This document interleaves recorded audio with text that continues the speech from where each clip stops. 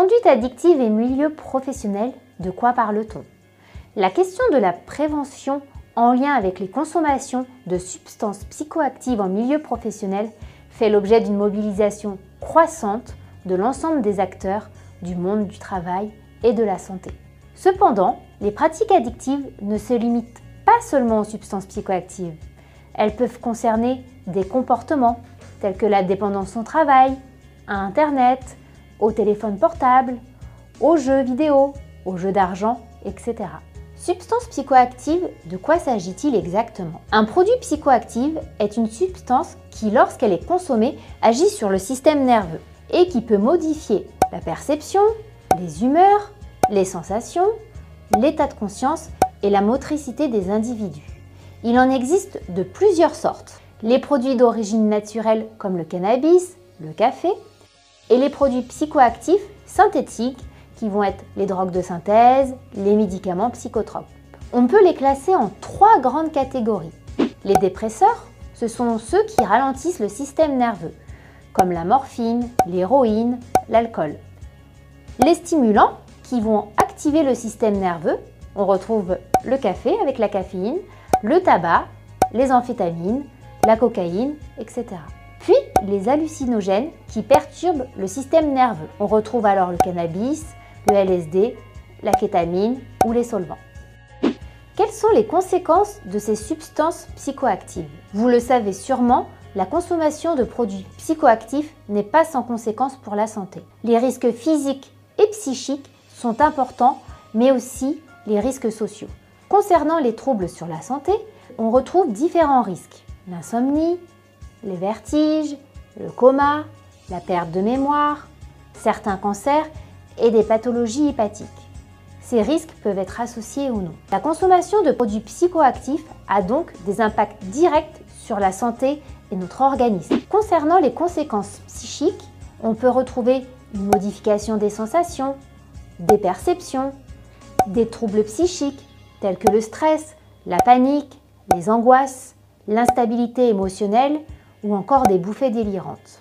Elles peuvent même être accentuées ou révéler des pathologies psychiatriques et être également à l'origine de certaines démences précoces. Concernant les perturbations sociales, la consommation régulière de substances psychoactives de manière régulière impacte également la vie sociale de la personne, à la fois dans un cadre privé et à la fois dans un cadre professionnel. Elle peut entraîner l'isolement, des difficultés personnelles ou des difficultés professionnelles.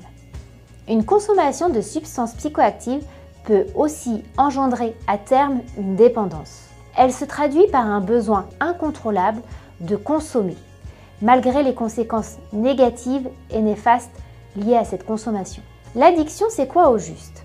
C'est la rencontre entre un produit, la propriété du produit, la quantité qui est consommée, la qualité du produit, sa durée, l'addictivité du produit, son pouvoir d'intoxication et sa manière d'être consommé. Il dépend aussi donc du produit, de l'individu en fonction de son âge, son sexe, son mode de vie, son état de santé ou sa personnalité. Et il dépend aussi d'un contexte. Et le contexte, il va dépendre souvent du mode de consommation en lien avec l'influence du groupe.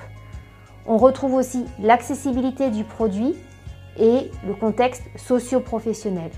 Dans quel milieu le produit est consommé, dans quelle situation sociale, dans quel schéma familial et avec quel équilibre relationnel. Pour vous donner un ordre d'idée, en moyenne, un fumeur sur 2 meurt des conséquences de son tabagisme et 80 à 90% des cancers du poumon sont liés au tabac. L'alcool est la 3e cause de mortalité en France. Des chiffres criants qui dénotent une problématique forte de santé publique à l'égard de la consommation de produits psychoactifs. 3 grandes origines peuvent être ou non associées à la consommation de substances psychoactives en milieu de travail. L'importation, c'est la vie privée qui déborde sur le travail. L'acquisition, comme par exemple à l'occasion des pots d'entreprise, des repas d'affaires. Et l'adaptation, c'est la stratégie pour tenir au travail. Il existe aussi des facteurs de risque professionnels pouvant déterminer les conduites de consommation. on peut retrouver les tensions psychiques, comme la charge émotionnelle, les conflits, les contraintes physiques, avec des horaires décalés, l'ambiance thermique froide par exemple, les pratiques culturelles et socialisantes, les habitudes conviviales, comme par exemple les pots de départ ou les déjeuners le midi, la précarité professionnelle avec le statut au niveau catégorie socio-professionnelle, la disponibilité et l'offre du produit, qui est souvent liée au milieu professionnel, et la pauvreté des liaisons sociales, l'isolement, le manque de soutien professionnel. La consommation de substances psychoactives peut également avoir un impact sur le travail. On peut retrouver une démotivation, des retards répétés, de l'absentéisme, le risque d'accident de travail ou de trajet, l'inaptitude à un moment donné à son poste de travail, mais aussi le risque de perdre son emploi. À savoir que le travail peut aussi être protecteur, c'est-à-dire protégé. Si l'on s'appuie sur les statistiques en lien avec le baromètre santé et le cohorte Constance, on s'aperçoit que les consommations de tabac, de cannabis et d'alcool sont moins importantes chez les personnes en activité, donc qui travaillent, que chez les demandeurs d'emploi qui sont inactifs. Pour aller plus loin, vous pouvez consulter notre dossier thématique sur notre site internet du SSTRN.